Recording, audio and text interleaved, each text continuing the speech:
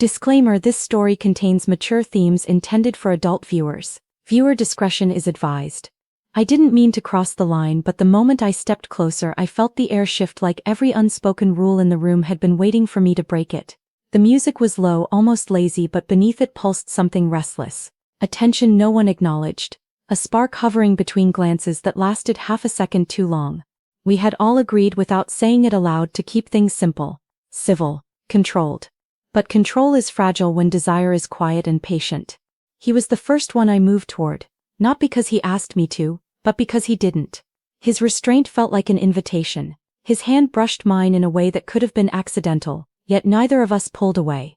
The warmth of his skin lingered, deliberate, testing. Across the room I felt the weight of another gaze, sharp, curious, calculating. Every movement I made seemed to ripple outward, drawing reactions like threads tightening in a web. We were all adults, old enough to understand consequences, old enough to recognize the danger in curiosity. Yet something about that night made consequences feel distant, abstract. The lights were dim, golden against glass and shadow. Conversations blurred into background noise. What mattered wasn't what was being said, but what wasn't. The space between us carried more meaning than any words could have. When I turned away from him, I found myself facing the other, closer now. Close enough to see the tension in his jaw, the flicker of hesitation in his eyes. He wasn't passive, he was waiting. Watching how I would play this, watching how the first would react. And suddenly I understood this wasn't about impulse. It was about energy. A current passing from one body to another, charging the room, dictating who stepped forward and who held back. My pulse quickened, not from fear but from awareness. Every gesture felt amplified, a hand resting on a shoulder. A breath that grazed the curve of a neck. A look that said, if you continue, everything changes. And I continued. The rules hadn't been written down, but we all knew them. Lines you don't cross, boundaries you don't test. Yet the more I moved between them, the more those lines blurred. One shifted closer when I stepped away. The other leaned in when I laughed softly at something barely amusing. It became a dance, unspoken, unpredictable. I wasn't leading, not entirely. But I wasn't following either. I was igniting reactions, watching them respond, feeling the balance of power tilt with every subtle choice. What made it dangerous wasn't touch, it was permission. The silent agreement forming in real time. The realization that we were no longer pretending this was harmless. Chemistry that had simmered beneath polite conversation was now breathing, alive and undeniable. And still no one said stop. For a moment we all stood suspended in that charged space. Close enough to feel each other's warmth. Close enough to sense the shift from playful to profound. The energy had become chaotic, yes, but beautifully so, exhilarating. Like stepping onto a wire stretched high above consequence and deciding to walk anyway. Then someone moved just slightly, a hand sliding to a waist. A breath hitching, a gaze darkening with something that could no longer be mistaken for curiosity. And in that instant I realized this was no longer about temptation. It was about who would claim control first. The room seemed to hold its breath as I took one more step forward toward one, then turning toward the other, knowing that whichever direction I chose next would shatter whatever fragile restraint we had left. And I chose. I chose, and the choice didn't explode the room the way I expected. It shifted it. The space between us tightened, like a thread pulled slowly from both ends. I stepped closer to him, the one whose restraint had first unsettled me. Close enough to feel the warmth radiating from his chest. Close enough to see the faint rise and fall of his breath. His eyes searched mine, not boldly but carefully. As if asking a question he wasn't sure he had the right to voice. Are you sure? He asked quietly. Not about anything specific, just sure. I didn't answer right away, because I wasn't. And he could see it. Behind me I sensed the other man's presence before I heard him move. A soft shift of shoes against marble. A breath drawn in and held. He wasn't interrupting. He was observing, waiting to see whether I would step back or forward. I don't know what this is, I admitted, my voice softer than I intended. His hand hovered near my waist, not touching, just there. The almost contact was worse than contact itself. My skin felt hyper-aware, as if it could sense every inch of distance between us. 1 inch. Half an inch. You don't have to define it, he replied. Not yet. The simplicity of that undid me more than anything else. I turned my head slightly, and that was all it took. The second man's gaze locked with mine. There was no jealousy there, no anger, just intensity, a challenge. He took one step closer, reducing the triangle between us into something dangerously small. "You're playing with fire," he said quietly. His words weren't a warning. They were an invitation. The air felt heavier now, charged. My pulse echoed in my ears. I became acutely aware of my own movements, the way my fingers curled slightly at my sides, the way my lips parted before I realized I was holding my breath. Every tiny shift drew a reaction. When I glanced at one, the other straightened. When I leaned back slightly, both instinctively leaned in. It wasn't about possession, it was about gravity, and I was at the center of it. But beneath the thrill was something deeper, something fragile. We all understood that one wrong move could fracture more than just this moment. There were histories here, loyalties, unspoken agreements built over years of trust. None of us were reckless people, which made this even more intoxicating. His fingers finally brushed my waist, barely there, just the lightest contact. My body responded before my mind could object. A subtle inhale, a flicker in my eyes. He noticed, of course he did. The other man stepped even closer then. Close enough that I could feel the warmth of him at my back, not touching, just near, surrounding. For a second I closed my eyes. Not because I was overwhelmed, because I was choosing. The conflict wasn't about desire. That part was undeniable now. It was about consequence. About what would shift tomorrow if tonight crossed from tension into something tangible. About whether we could ever return to the safety of casual smiles and polite conversation. "Say something," the one in front of me murmured, his voice lower now. What he meant was, tell me to stop, or tell me not to. I opened my eyes slowly. My gaze moved from one to the other. Their restraint was thinning, but neither would move without me. That realization sent another wave of heat through me. Power mixed with vulnerability. "I haven't decided," I whispered, and that was the truth. Because deciding meant surrendering something. The room felt impossibly still, like the moment before a storm breaks, but the thunder hadn't struck yet. And none of us stepped away. The silence stretched longer than it should have. Not awkward, not empty, heavy. I could see it in their faces, the restraint thinning, the discipline each of them had built over years of being controlled, responsible, careful. We weren't reckless people. That was the quiet truth binding us. We understood lines. We respected them, which made standing this close feel like a confession. The man in front of me exhaled slowly, his hands still resting lightly at my waist. Not gripping, not claiming, just there, as if he needed proof I was real. His thumb shifted, barely a movement, and even that tiny motion sent warmth spiraling through me. "You're trembling," he murmured. "I'm not," I replied automatically. But I was. Not from fear, from recognition. Behind me, the other man stepped back half an inch. It was subtle, but I felt the loss of his warmth instantly. That tiny retreat felt louder than any touch. I turned my head slightly, catching his expression. His jaw was tight, not angry, not jealous. Guarded. That was when I understood. This wasn't just about tonight. It was about history, about loyalty, about the unspoken weight of relationships built long before this charged moment ever existed. "We said we wouldn't blur things," he said quietly from behind me. His voice wasn't directed at either of us specifically. It was a reminder to himself as much as to me, and suddenly the walls rose up between us again. Agreements made in calmer times. Promises built on trust, the kind of trust that doesn't shatter loudly but fractures silently. The man in front of me withdrew his hand from my waist. The absence burned more than the touch. "We don't have to," he said, though his eyes betrayed him. He didn't want to step back. He was forcing himself to. The restraint in him made the desire sharper. I swallowed slowly. It was just energy. The word felt insufficient. Energy didn't explain the way my pulse had quickened when he leaned closer. It didn't explain the way the air had changed the second I stepped between them. But calling it something more would make it real, and reality has consequences.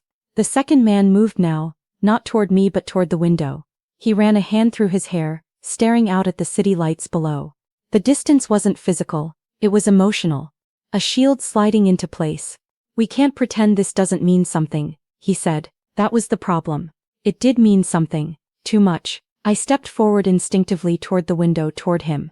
My fingers reached out before I could stop them, brushing lightly against his wrist. He froze. The contact was soft, fleeting, but it carried everything we hadn't said. His eyes dropped to where I touched him. For a split second his composure cracked. The want was there, undeniable, raw, not just curiosity, not just thrill, longing. He turned his hand slightly, as if to lace his fingers with mine. And then he pulled away. Not harshly, carefully. That hurt more than rejection ever could. If we start this, he said quietly, we won't know how to stop. The other man stepped closer again, not touching, just present. His voice lowered. Maybe that's what scares us. No one argued, because it was true. We weren't afraid of each other. We were afraid of how deeply this could go. The room felt smaller now, quieter. The tension hadn't lessened, it had deepened, thickened. It wasn't playful anymore. It was intimate, vulnerable. I looked from one to the other. I don't want to lose what we already have, I whispered. And that was the secret underneath it all. Desire is easy, risking something real is not. For a moment it seemed like one of them might step forward again. Might close the distance we had carefully rebuilt in the span of seconds. He almost did. He leaned in slightly, close enough that I felt his breath near my temple. And then he stopped. We stood there suspended again. Not because we didn't want it, but because we wanted it too much. The distance between us had become unbearable. Not because we were touching, because we weren't. The city lights beyond the glass flickered like distant stars, but inside the room everything felt suspended in a single breath. No one moved, no one spoke, and yet the air hummed with everything we were holding back. He was still close enough that I could feel the warmth of him near my temple. Not contact, just proximity. The kind that makes your skin ache in anticipation. My pulse had slowed, not from calm but from focus. Every sense sharpened, the faint scent of his cologne, the subtle rise of his chest, the way his restraint felt like a living thing between us. I'm tired of pretending, he said quietly. The words weren't loud, they didn't need to be. Across from us the other man stiffened, not in anger but in recognition, because we had all been pretending that the glances were harmless, that the charged silences were coincidence, that the gravity pulling us closer each time we stood in the same room wasn't real. Pretending is easy, admitting isn't. I turned slowly, facing them both now. My voice felt fragile but steady. Pretending keeps things safe. And are you safe? The one near the window asked. The question hit deeper than I expected. Was I safe? Standing here with my heart pounding like this? With my thoughts unraveling? With desire and fear braided so tightly together I could no longer separate them? No, I wasn't safe, and that was the truth. The first man stepped forward, then just one step, close enough that if I leaned even slightly we would collide. His hand lifted, hesitating in midair as if asking permission without words. I didn't move away. His fingertips brushed my cheek. It was barely there, a whisper of contact. But the room shifted. The touch wasn't possessive. It wasn't rushed. It was reverent, slow, intentional. His thumb traced just beneath my jaw and my breath caught in a way I couldn't disguise. I felt it all the way down to my fingertips. Behind him the other man exhaled sharply. Not in protest, in surrender. Because the truth was undeniable now. I think about this, the man in front of me confessed, his voice lower than before. More than I should. The honesty cracked something open inside me. You think I don't? I whispered. Silence followed, but it wasn't empty. It was thick. Alive. The second man stepped closer again, until we were standing in a narrow triangle of shared warmth. He reached out, not to claim, not to compete, but to rest his hand lightly against my back. The gesture was steady, grounding. Between the two of them I felt suspended. Wanted, seen, terrified. My heart pounded so loudly I wondered if they could hear it. If we cross this line, the man behind me murmured softly, his voice close to my ear now. There's no undoing it. The one in front of me didn't look away. His eyes searched mine like he was memorizing the answer before I gave it. And in that moment the walls we'd built of loyalty, of caution, of careful distance felt paper thin. I leaned forward. Just slightly. Enough that my forehead almost touched his. Enough that my lips hovered dangerously close. Enough that the world narrowed to the space between one breath and the next. No one spoke. No one pulled away.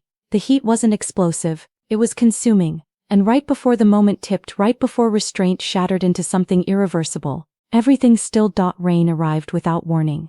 One moment the city below shimmered in quiet confidence. The next, silver streaks blurred the skyline, tapping softly against the glass like a secret asking to be let in. Thunder rolled somewhere distant, low and patient. Inside the lights were dimmer now, softer, golden against the storm's cool blue glow. No one spoke when the first crack of thunder sounded. We were already past words. The tension that had held us suspended for days, maybe longer, had ripened into something too heavy to carry. It wasn't reckless anymore. It wasn't impulsive. It was chosen.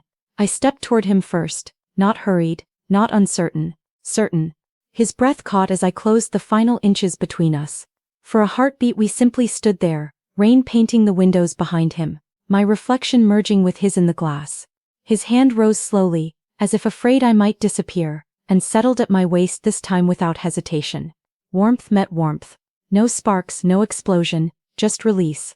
Behind us the room seemed to fade. The storm muffled the outside world until it felt like we were standing in the center of something sacred and suspended. His other hand traced up my arm, not claiming, just learning. The curve of my shoulder, the line of my neck. I exhaled, and my breath melted into his. It felt like surrender, not to him but to the truth we'd been circling for so long. Their bodies spoke the words they couldn't say. His forehead rested against mine, and the contact was more intimate than any kiss could have been. I could feel the tension draining from him, the careful walls dissolving piece by piece. My fingers curled into the fabric of his shirt, anchoring myself to something solid as the storm raged softly outside. "You're sure?" he whispered again, but this time it wasn't doubt, it was reverence. Instead of answering, I leaned closer. The kiss wasn't rushed. It wasn't hungry in the way movies make it seem. It was slow, deep, a quiet collision of everything we had tried to suppress. My hand slid upward, feeling the steady rhythm of his heartbeat beneath my palms. His fingers pressed more firmly at my waist, pulling me closer until the space between us disappeared entirely. Skin against skin felt like memory, like something inevitable. The air grew warmer, thicker. My back met the cool surface of the window, rain streaking behind me as his body shielded me from the chill. The contrast, cool glass, warm hands made every sensation sharper. My pulse thundered in my ears, echoing the sky. There was no urgency now, only immersion. His lips traced slowly along my jaw, down the curve of my neck, not in conquest but in awe. I tilted my head, allowing it, feeling the last threads of restraint unravel. When I opened my eyes, the room looked different, softer, closer. As though the walls themselves had leaned in to witness the moment we stopped fighting what had been building between us since the very beginning. Outside the rain fell harder. Inside we finally let go, not wildly, not carelessly, but completely. And as his hands tightened just slightly and my breath stilled in the space between heartbeats, I knew there was no returning to who we were before this night. Because some storms don't pass. They change the landscape forever. Morning didn't arrive gently. It slipped in quietly through the curtains, pale and almost indifferent, washing the room in a soft gray light that made everything look more honest than it had the night before. The storm had passed. The windows were streaked with drying rain, the city below already awake and moving forward as if nothing monumental had shifted. But inside the room something had. I woke first. For a moment I didn't move. I simply listened to the quiet hum of the building, to the distant sound of traffic, to the steady rhythm of his breathing beside me. The warmth from the night still lingered in the air, but it felt different now, less electric, more fragile. Careful. He stirred slightly, eyes opening slowly as if unsure where he was. When they focused on me, something flickered there.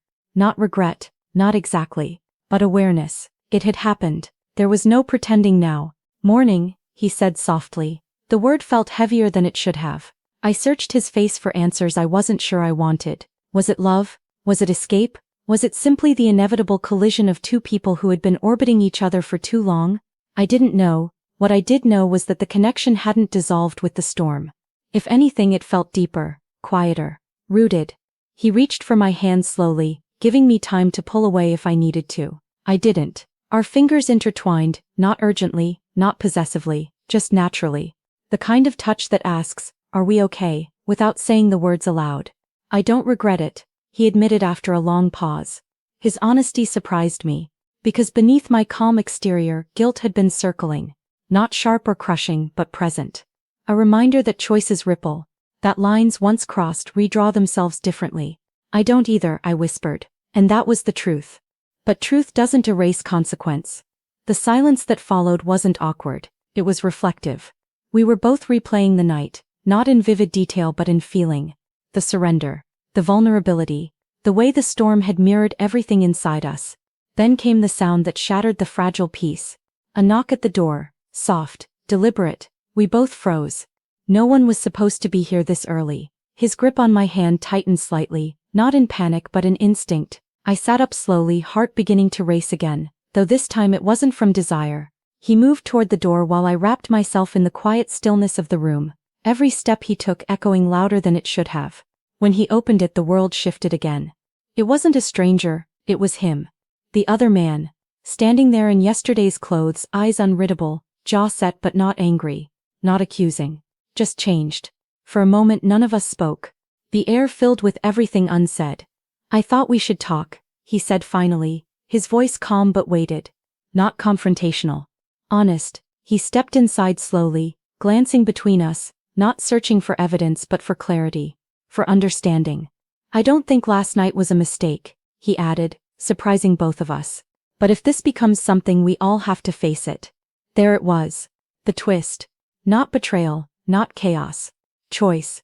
The three of us stood there in the soft morning light, stripped of performance, stripped of tension's illusion.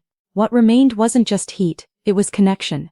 Complicated, risky, real, and for the first time the question wasn't about whether we should have let go.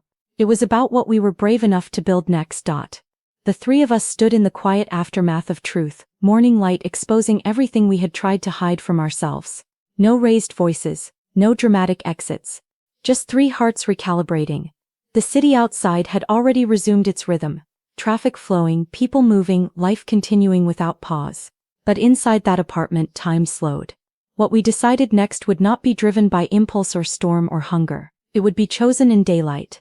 He stepped closer first, the one who had knocked. Not to claim, not to confront.